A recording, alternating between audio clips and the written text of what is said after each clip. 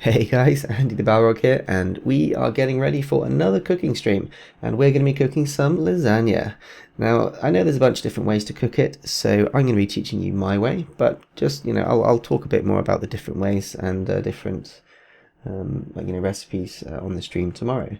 And that stream will be at about 6 p.m. GMT, which I believe is 1 p.m. EST and noon Central, but I'll double check that.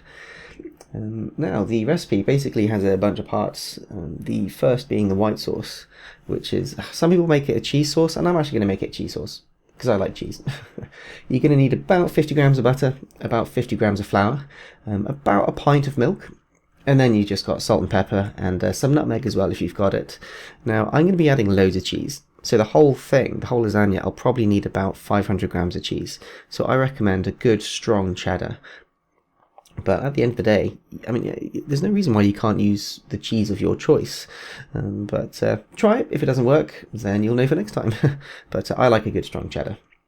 Now, when it comes to the bolognese itself, I'm going to be using an onion, carrots, celery. So I'm guessing 2 onions, 2 carrots, and 2 sticks of celery. But again, it does depend on how big your lasagna dish is. So I've got quite a big dish, but you'll see that later on. I'm also going to be using a couple of cloves of garlic. You'll just need some olive oil, probably got some in the cupboard, but sunflower oil or any kind of butter or lard would do just as well, I guess. I'm going to be using about 500 grams of minced beef, but to be honest, you can use any meat you like. Beef and lamb both work quite well in lasagna, but you can always use turkey or chicken beef, or, to be honest, any kind of mince really. Going to need some flour, some plain flour.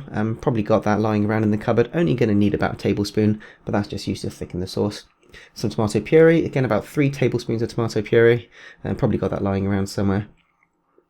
Now when it comes to the sauce, I usually only add 1 can of chopped tomatoes, just a standard 400 gram can of chopped tomatoes. Of course, you can get fresh tomatoes, or and sort them out yourselves. One thing I would say is, make sure that you take the skin off the tomato before you put it in the sauce, because the last thing you want is to be eating this and get like some skin stuck between your teeth.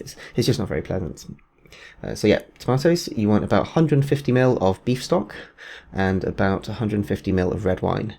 That being said, if you're using turkey mince, then you might want to use chicken stock, but this works much better with beef stock, I find, because it goes much better with the red wine. Again, red wine is optional. I find it makes a really, really rich sauce, which is what you want with the lasagna, but you don't have to add it if you don't like. Now, of course, a bit more nutmeg, salt and pepper, and just finishing that sauce off to a close.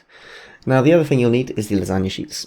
Now, I usually have 3 or 4 layers of these lasagna sheets, so it does just depend on how deep your dish is and how much you're going to be making. I always have them lying around, so I never know exactly how many I use. But to be honest, a 500 gram pack of lasagna sheets should be fine. And of course, if you don't know what they are, just Google them. They usually come pre-packaged. And yeah, so just having a look, I think that's all we're going to need. Yep, so there we go. Okay, so that's going to be the lasagna. You can see the recipe all on the screen ahead of you now.